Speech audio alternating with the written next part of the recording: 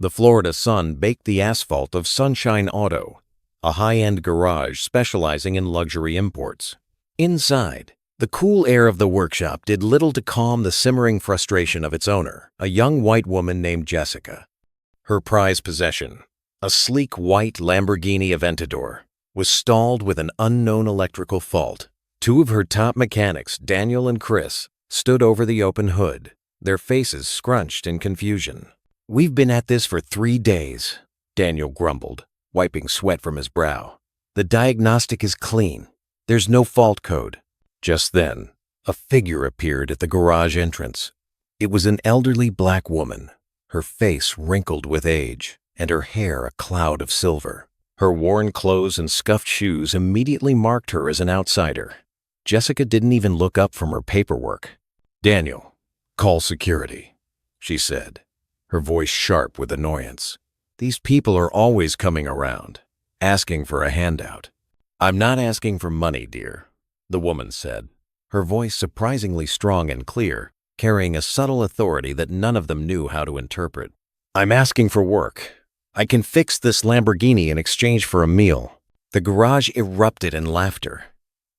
Chris almost dropped the wrench he was holding, while Daniel, the lead mechanic with over a decade of experience, shook his head in disbelief. "Did you hear that?" Daniel shouted to his colleagues. "The beggar wants to fix a $500,000 Lambo!" But the woman wasn't intimidated. Her eyes scanned the exposed engine with a precision that went unnoticed by everyone, except Kevin, a young, quiet employee who watched the scene from the back. Something about her posture, the way she analyzed the car's complex wiring, piqued his curiosity. "What's wrong with the car?" she asked, ignoring the laughter. "What's the problem?" Jessica finally rose from her chair, irritated.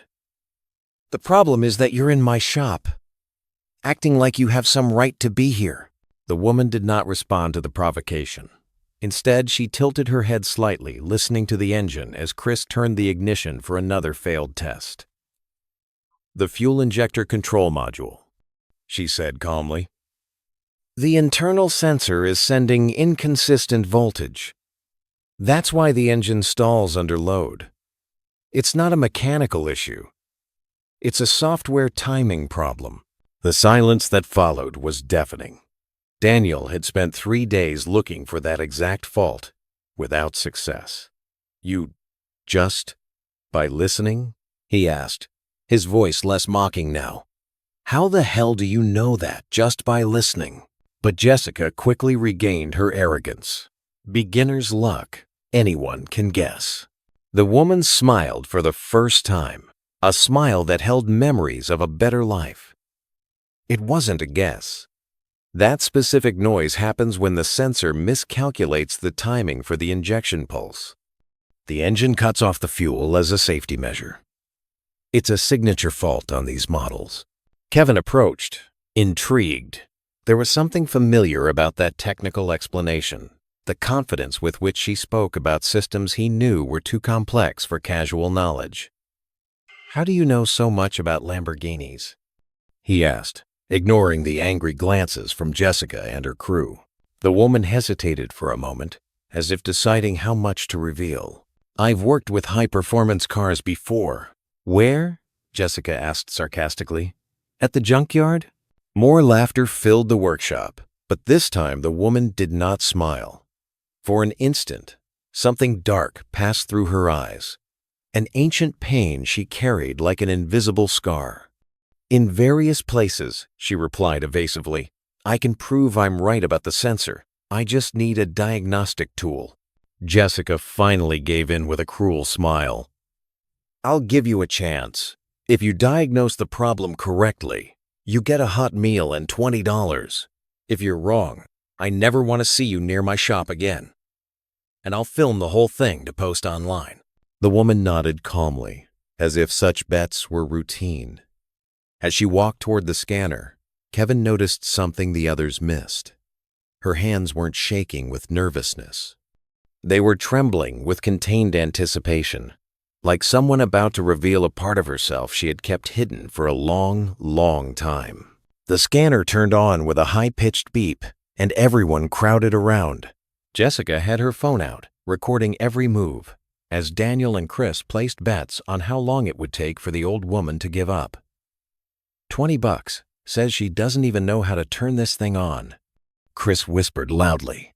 But the woman connected the diagnostic cable with an ease that made Kevin frown. Her fingers navigated the scanner's menus as if it were a natural extension of her hands, accessing diagnostic levels that Daniel had rarely used in his 10 years on the job.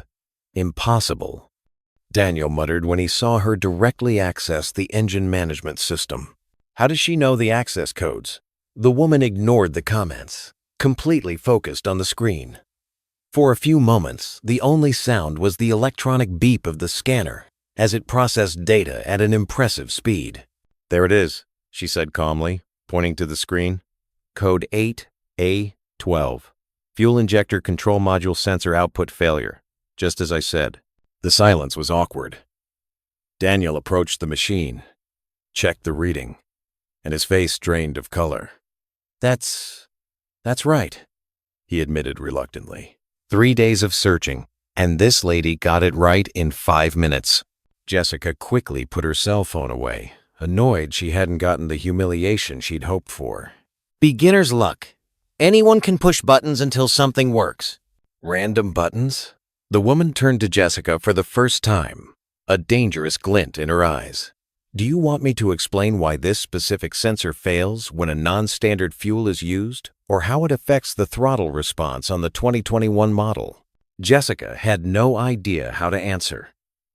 Daniel tried to regain control of the situation. Okay, you got lucky, but a hunch doesn't make you a mechanic. A hunch? The woman smiled, but there was no humor in the expression. I can list 3 other problems this car will have in the next 6 months if they aren't fixed now. How can you know that? Kevin asked, approaching her. The woman hesitated again, then replied, Because I've seen this pattern of failures hundreds of times. Hundreds of times? Where the hell did you work? Daniel asked in disbelief. In places where cars like these were the norm, not the exception, she replied evasively. Jessica didn't like the direction the conversation was taking. She was losing control, and her authority was being questioned by someone who should have been begging for food. Listen here, old woman, she said, stepping closer. I don't know what game you're playing, but this is a serious repair shop. We don't need cheap tricks to impress anyone. Tricks? The woman stared at her. You want to see a real trick? Before anyone could respond, she walked over to a brand new Ferrari 488 that had been sitting in the corner for weeks. This car. You told the customer it needs a new ECU, right? Jessica tensed. It was true. But how did this woman know that? The problem isn't the ECU. The woman continued. It's the intake manifold pressure sensor. A $200 part. You quoted $15,000 for a new ECU. Daniel swallowed hard. How can you tell just by looking? Because I heard the telltale rattle when you started the car this morning, she replied, walking to the Ferrari. Look at the wear on these intake hoses and the subtle exhaust gas leak here. Classic symptoms. Kevin quickly checked with another scanner and confirmed the diagnosis. His face was red with embarrassment. My God, Kevin murmured to himself. If she's right, we were going to charge the customer $14,000 more for a problem that doesn't exist. Jessica realized she was losing everything. It's a coincidence. 2 coincidences. Nothing more. The woman stared at her with a look that made Jessica's blood run cold. For a moment, she saw something in those eyes. She recognized instinctively the quiet authority of someone who had commanded, who had led, who had been respected. Coincidence? The woman repeated slowly. Like when you said my diagnosis was beginner's luck? The tension was palpable. Do you still want that sandwich? Jessica asked sarcastically. Or are you going to keep pretending to be an expert on luxury cars? The woman was silent for several seconds. When she finally spoke, her voice carried a deep sadness.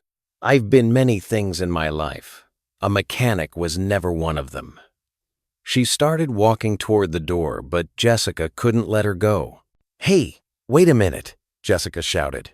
You come here, cause trouble, do some magic tricks, and think you can walk out like some kind of hero? The woman stopped at the door without turning around. Heroes don't exist, she replied, her voice barely audible. There are only people who have lost everything and still try to help others. She left the workshop, leaving behind a heavy silence and 3 people who were beginning to suspect they had just met someone far more complex than she appeared. Kevin ran to the window and watched her walk slowly down the street, her shoulders hunched as if carrying an invisible weight. He swore he saw her stop in front of a small photo taped to a lamppost, one of those missing person photos that no one notices anymore. He couldn't see the single tear that ran down her face as she recognized the innocent eyes of her own child in the photo. A child she had lost 20 years ago on a rainy night she would never be able to forget. Kevin couldn't sleep that night. The way the woman diagnosed the cars, the surgical precision of her analysis, the way she navigated the complex electronic systems, it all hammered at his mind. The next morning, he arrived at the shop an hour early and went straight to the computer. If his suspicions were correct, there would be digital traces of that extraordinary technical knowledge. Lamborghini Aventador, he muttered, typing in the specific term she had used. Fuel injector control module, software timing, Ferrari, 488, intake manifold pressure sensor. The results left him speechless. These weren't details any mechanic would know by heart. They were technical specifics discussed only in very specific circles of high-performance motorsports. Kevin found an old forum from 2005 where a user with the handle quantum_leap had posted incredibly detailed technical analyses of the same models. Just then, Jessica arrived. "Kevin, what are you doing here so early?" "Researching that woman from yesterday," he said, turning the screen toward her. "Look at these technical forums. The specifications she mentioned are only discussed in very specific circles of high-performance racing."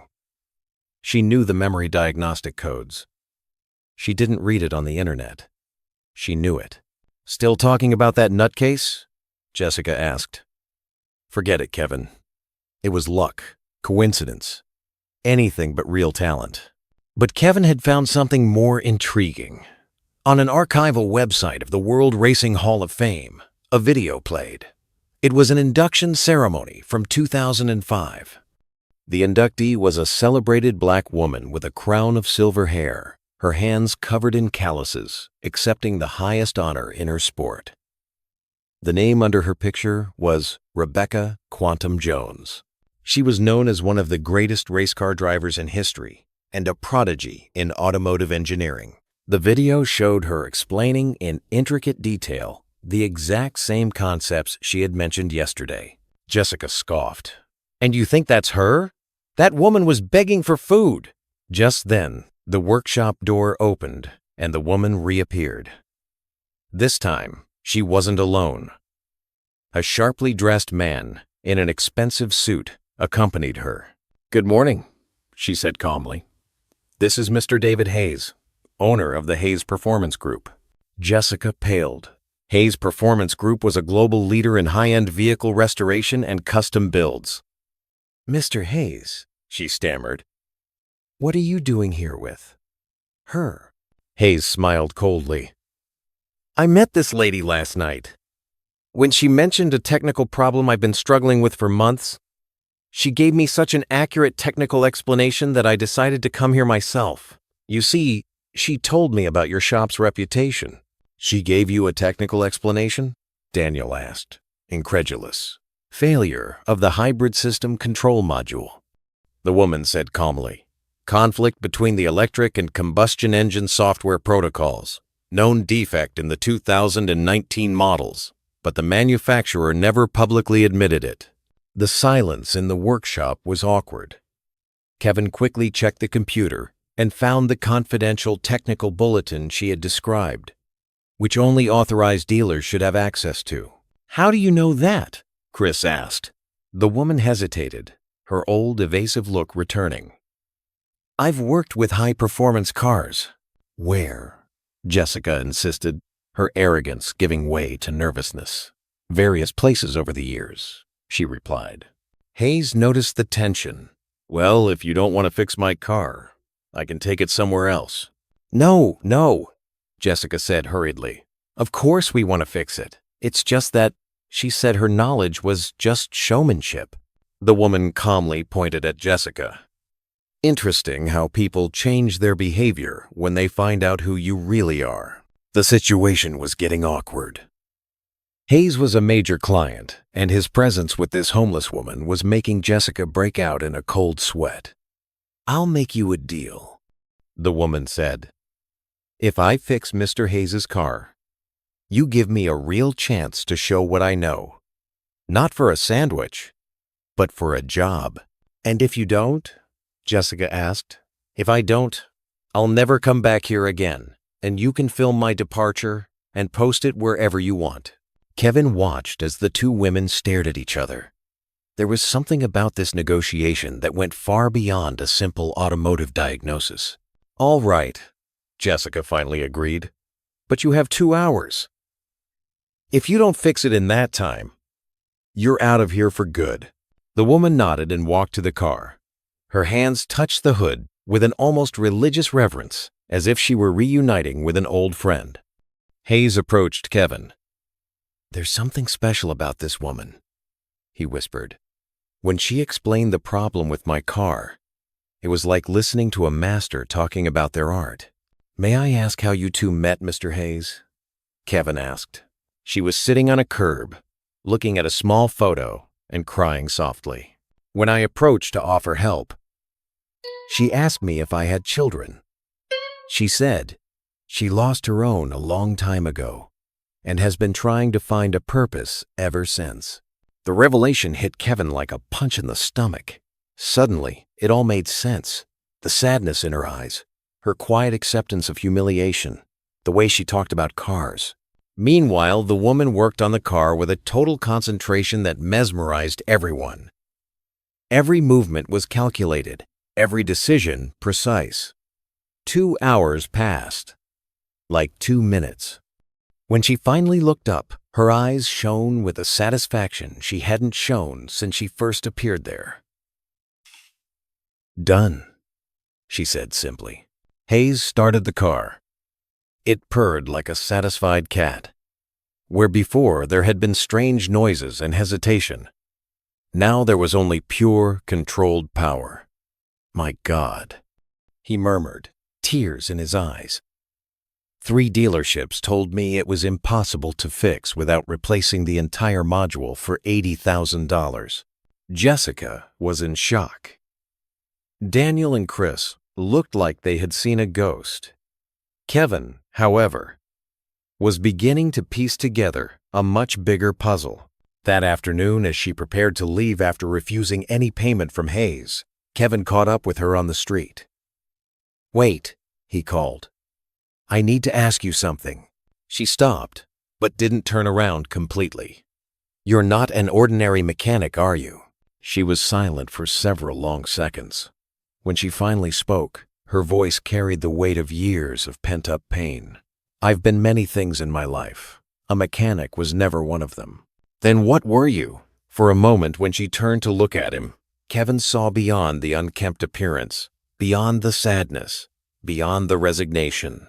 He saw a woman who had once commanded $500,000 machines at 300 miles per hour, who had tasted victory and felt the weight of absolute loss. "I was someone who believed that speed could cure any pain," she replied, "until I discovered that some wounds only heal when you stop running from them." And she walked away, leaving Kevin standing there, realizing he had just met someone whose story was much deeper and more tragic than anyone in the garage could have imagined. That night, he would return to the computer with a new suspicion, and what he would discover about that woman would change not only his perception of her, but everything he thought he knew about legends, downfalls, and impossible second chances. Kevin spent the entire night researching.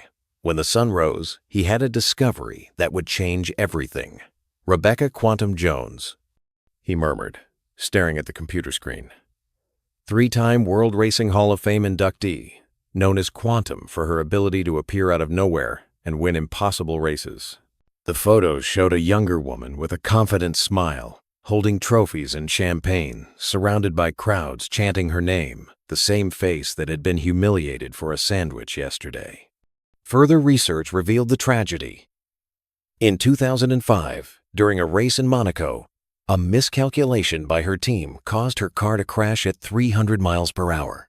She survived, but her 10-year-old daughter, who was watching from the stands, suffered a fatal heart attack from the shock. Her husband couldn't forgive her and took his own life 6 months later. Rebecca Jones disappeared from the public eye that same year, sold everything, donated millions to charity, and vanished until yesterday. Kevin arrived at the workshop determined, but found a surprise. Jessica was recording a mocking video on her cell phone. "Guys, you won't believe the story I have to tell," she said to the camera. "Yesterday, a beggar showed up here who thought she was a mechanic. The woman was so desperate she offered to work in exchange for food." Daniel and Chris laughed in the background, reenacting the woman's moments of humiliation. "The funniest part," Jessica continued, "is that the old woman did some tricks with a scanner and now thinks she's an expert on luxury cars. I'm going to post this and get thousands of views." Kevin felt his blood boil. "Jessica, you can't post that." "Why not? It's free content." "Homeless woman tries to be a mechanic and fails miserably is going to go viral. Because you're about to become the biggest idiot on the internet," Kevin replied. Jessica stopped recording, annoyed. "What are you talking about?" Kevin opened his laptop and turned the screen toward everyone.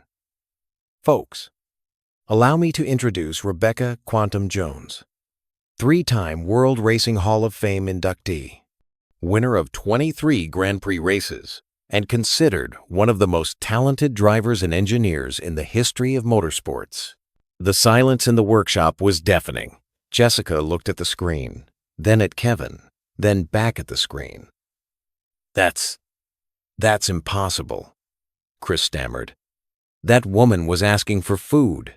That woman," Kevin continued relentlessly, "lost everything after a personal tragedy and has been living on the streets for 20 years. And yesterday, you humiliated a world legend because she looked different than you expected." Daniel approached the screen, studying the photos. "My God, it's her. I had posters of this woman in my room when I was a teenager. Jessica was as pale as a sheet, but she didn't say anything. Why didn't she say who she was?" "Because people like Rebecca Jones don't have to prove anything to people like you," Kevin replied coldly. At that moment, the door opened, and Rebecca entered, followed by David Hayes and two other elegantly dressed people. "Good morning," she said calmly. "I brought some acquaintances who would like to see the workshop." Jessica gulped as she recognized one of the figures.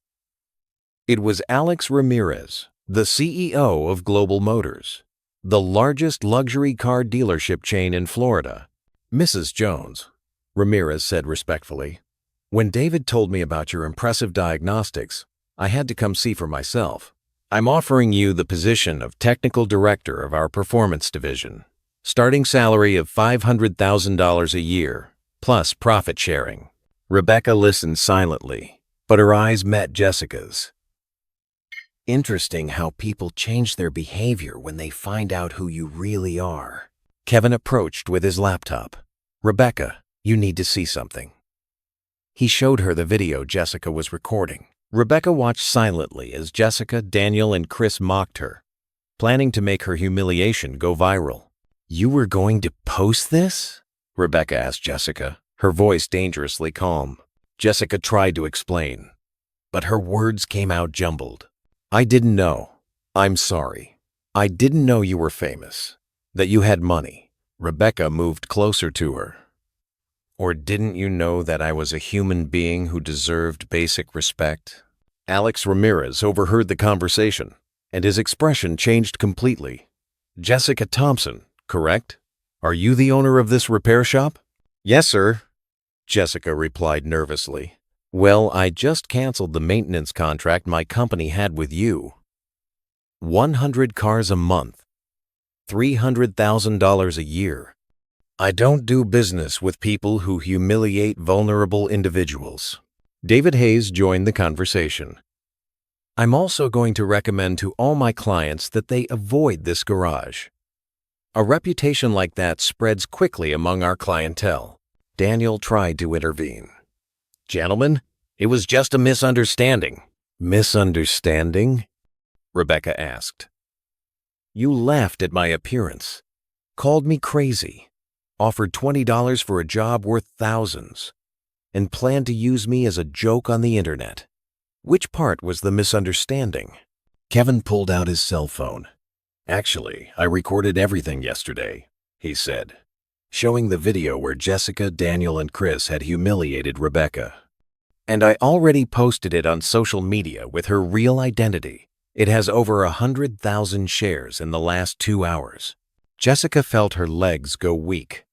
Her reputation, her business, everything was falling apart in real time.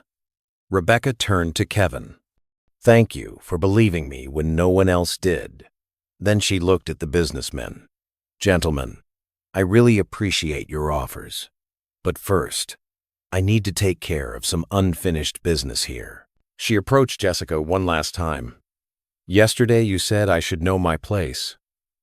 Today you'll find out what yours is. Alex Ramirez handed his card to Kevin. Young man, if you ever want to work for a company that values character over appearances, give me a call. As the group prepared to leave, Rebecca stopped at the door. Jessica, that video you were going to post mocking me? Kevin posted the real version of the story. Now the whole world can see who really needs to learn about humility. And she left, leaving behind a silent workshop and 3 people who had just discovered the true price of prejudice. Jessica looked at her phone and saw the notifications exploding. Angry comments. Customers canceling contracts. Suppliers cutting ties. In a few hours, Sunshine Auto had become synonymous with discrimination and cruelty. Daniel approached the window and saw Rebecca getting into a limousine with a businessman, while reporters, who had arrived to cover the story, waited outside. Man, Chris muttered, we just humiliated a world legend because she looked poor. But perhaps the most frightening thing of all was not the financial ruin that awaited them, nor the public humiliation they would face. It was the terrible realization that Rebecca Jones had orchestrated every second of those 2 days, allowing them to reveal exactly who they were before showing them who she really was. 6 months later, Rebecca Jones was the technical director of Hayes Performance Group, earning $500,000 a year. Her rags to riches story had become a Netflix documentary, inspiring millions of people around the world. Sunshine Auto closed its doors after 2 months. Jessica lost everything. Her house, her car, her reputation. Daniel and Chris were fired and had to move out of town to escape the viral humiliation.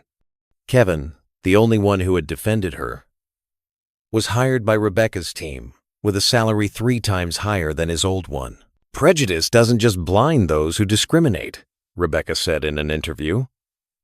It blinds an entire society to extraordinary talents hidden behind appearances they can't see. Jessica tried to apologize publicly, but it was too late. She learned that humiliating vulnerable people not only destroys other people's lives, it eventually destroys her own.